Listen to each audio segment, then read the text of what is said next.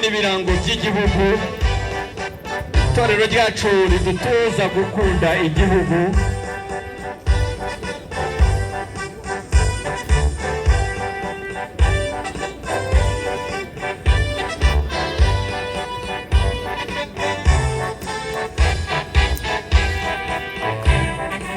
Yego.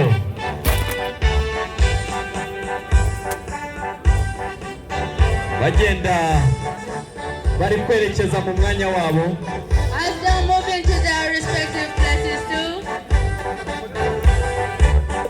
Barimo barabatsa abayobozi.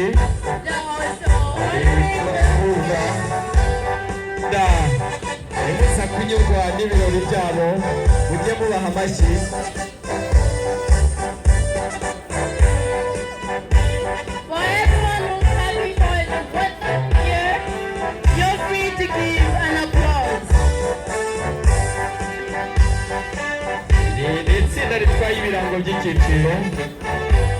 This is the troop that ari kumwe n'ibirango by'igihugu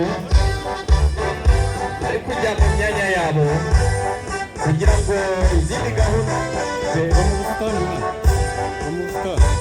are also moving to their places so that all the programs can commence.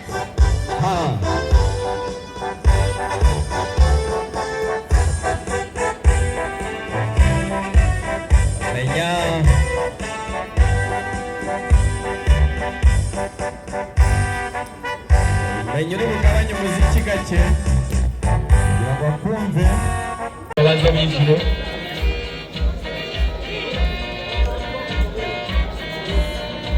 Abari imbere muri protocol murakomeza kudufasha muri icyo.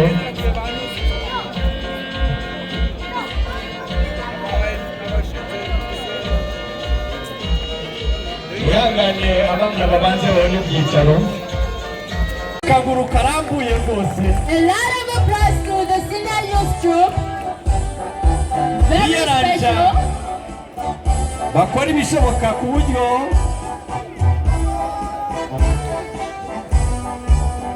nta n'umwe ukora icyo undi yakoze aha ngaha. Buri wese aba afite umwihariko we. Everyone has his own special. Dore nuko bagiye kandi ubwo nuko bagiye. Amashyi menshi cyane basore beza. Imana ibahe umugisha. Applause to the senior youth. May God bless you. As we see you marching back to your respective places. Ubwo twagiye. Amashyi menshi rwose. A loud applause to this. Umva ko mwigana. Uze kubyigana wiherereye uko bikunda.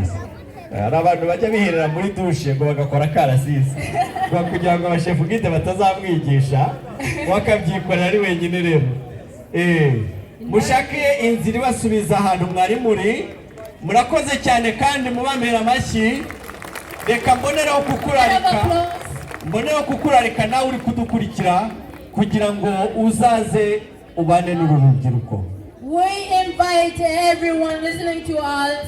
You're really welcome to the Adventist Youth.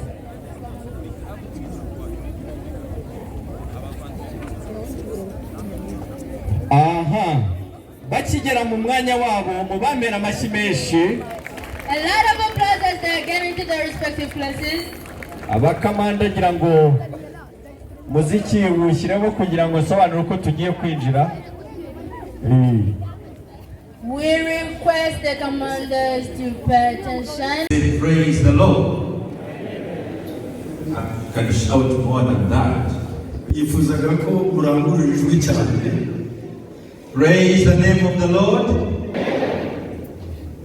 Amen. Thank you.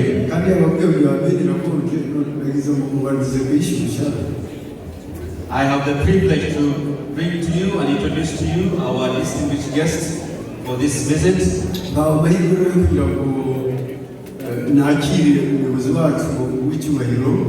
And this is our General Conference Youth Ministries Director.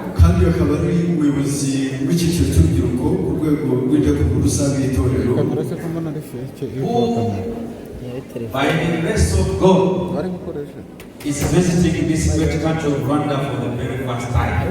kandi kubw'ubuntu bw'Imana ashoboye kuza gusura iki gihugu n'iyi nyoni ku nshuro ya mbere. Our visitor Umushyitsi turi kumwe nawe is none other but Pastor Busi Kumalo. Umushyitsi turi kumwe nawe si undi ahubwo ni Pastor Busi Kumalo, Who is our leader at that level, as I said, at the youth umuyobozi ku rwego rw'itorero, who comes to us with the vast experience of youth ministry. yaje atuganye kandi